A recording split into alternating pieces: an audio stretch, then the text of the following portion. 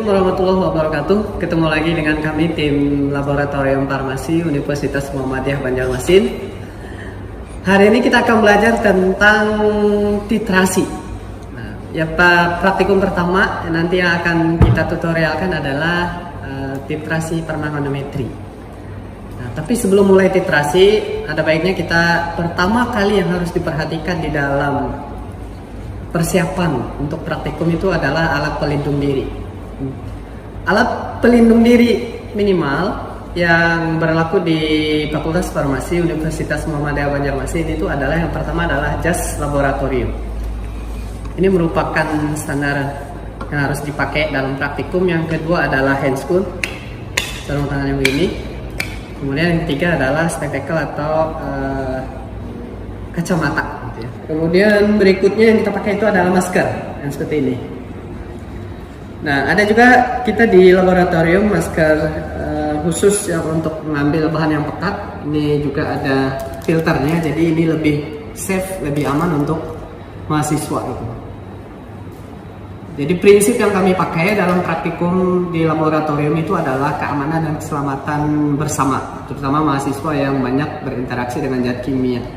Jadi itu yang sangat kami perhatikan dalam melakukan praktek di laboratorium. Berikutnya yang ingin kami kenalkan berikutnya itu adalah bahan-bahan nanti yang akan kita gunakan. Yang pertama dalam titrasi, mahasiswa farmasi semua sudah pada tahu ini adalah buret 50 mili. Kemudian untuk penyangganya ini namanya statip. Yang harus diperhatikan di sini adalah sudut antara buret dan statip ini harus 90 derajat, harus tegak lurus gitu ya. Jadi biar tidak bias nanti ketika kita menghitung atau melihat volume titrasi ini. Berikutnya yang digunakan juga dalam titrasi itu adalah ada yang namanya Allen Meyer ya. Allen Meyer yang sudah berisi zat kimia kupri atau tembaga. Ini digunakan nanti ditaruh sampelnya atau zat kadar yang ingin kita tetapkan nanti posisinya di bawah buret sini. Berikutnya juga untuk mengambil cairan yang sifatnya 10 mili, 20 mili begitu ya, itu nanti kita bisa menggunakan yang namanya ini pipet volume. Ini pipet volume yang ukuran 25 mili. Kemudian ini ada yang namanya propipet tapi yang dia memiliki bahannya berasal dari plastik, tapi cara mengambil dan mengambilnya nanti pakai katrol. Jadi ini lebih mudah, tidak pakai propipet yang berasal dari karet. Nah, kalau kita mau ngambil bahan nanti kita tekan katrolnya. Kemudian kalau untuk menurunkan tinggal kita pencet yang ada di sini. Nah, selanjutnya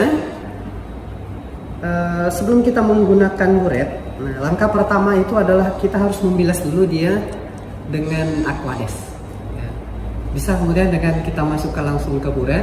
Kemudian yang perlu diperhatikan juga adalah kerannya ini harus dalam posisi off ya, biar dia tidak menetes.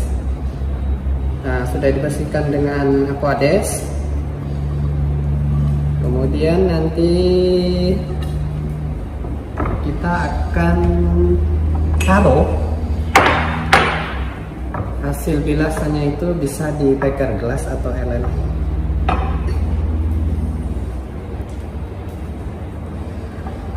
Nah, ini proses yang awal. Jadi setiap yang kita kerjakan itu harus dalam kondisi bersih gitu ya, peralatan yang kita gunakan. Nah, sambil menunggu pengeluaran air dari buret, jadi permanganometri itu merupakan sistem penetapan kadar berdasarkan prinsip reaksi redoks ya, reduksi oksidasi dengan menggunakan kalium permanganat sebagai bakunya. Nah, pada tutorial hari ini kita akan langsung aplikasi ya.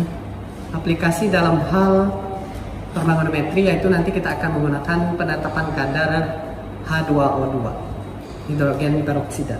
Nah, ini udah selesai. Kemudian berikutnya yaitu kita kenalkan dulu bahan yang digunakan. Nah, untuk penetapan kadarnya di sini kita menggunakan standar Farmakope Indonesia. Standar Farmakope Indonesia edisi 5. Jadi bahan yang digunakan itu adalah ada KMN04. KMN04 ini sebagai bahan bakunya, baku sekunder gitu ya. Nanti yang akan kita posisikan di buret. Kemudian di sini ada H2O2. Ini adalah hidrogen peroksida yang nanti akan kita tetapkan kadarnya. Yang nanti dia akan kita masukkan di Erlen Meyer. Berikutnya ini adalah asam sulfat 2N. Normalitas ya, 2 normalitasnya. Kemudian nanti ini digunakan sebagai pelarut nanti di Erlen Meyer juga. Jadi berapa milinya nanti bisa teman-teman lihat di standar ya, di Pharmacopoeia Indonesia edisi 5. Baik, kalau sudah nanti ini kita akan isi di Erlen Meyer. Pertama itu kita isi dulu KMN04 ini di buret ya. Kita isi dulu nanti di buret.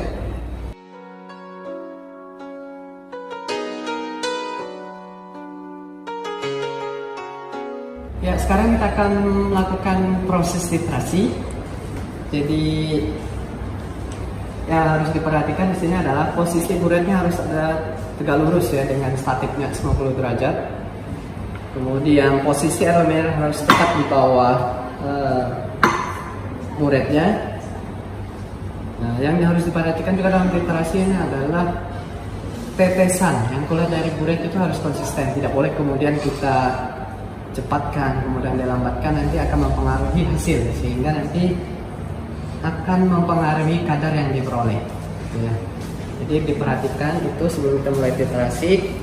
Kemudian nanti posisi pojokan itu harus berlawanan arah ya dengan jarum jam. Ya, kita mulai proses titrasi. Untuk permanometri penetapan kadar H2O2 atau hidrogen peroksida.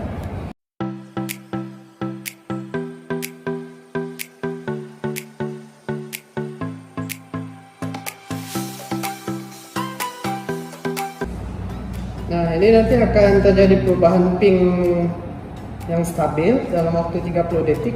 Ini sebenarnya sudah muncul warna pink, cuma dia belum stabil. Oke, nah ini sudah muncul warna pink yang stabil di titik akhir titrasi. Jadi ini sudah kita anggap selesai untuk proses titrasinya.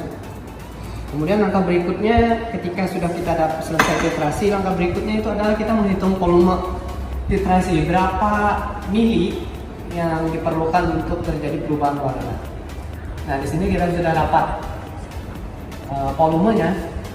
Kemudian data itu kita akan tulis di dalam praktek kerja nanti.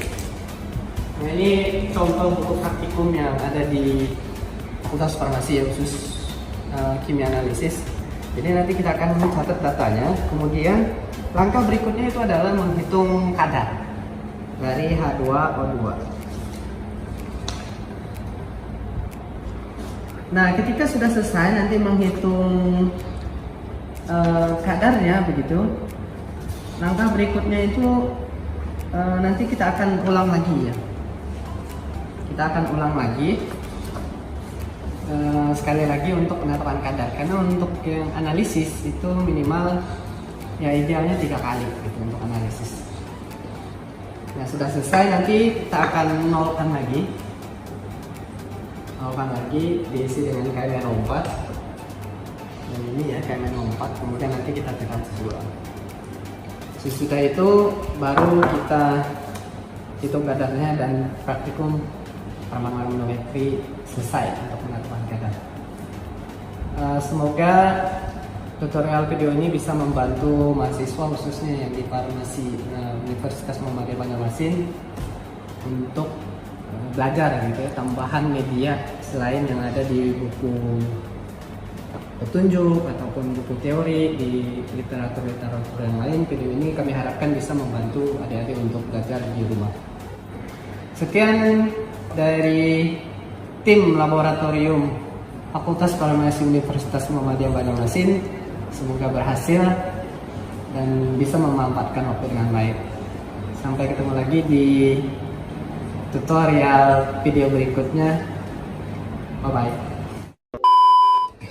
Pokoknya nanti kalau viewernya sedikit nanti modelnya ganti cewek. Baik, pada hari ini kami akan melakukan tutorial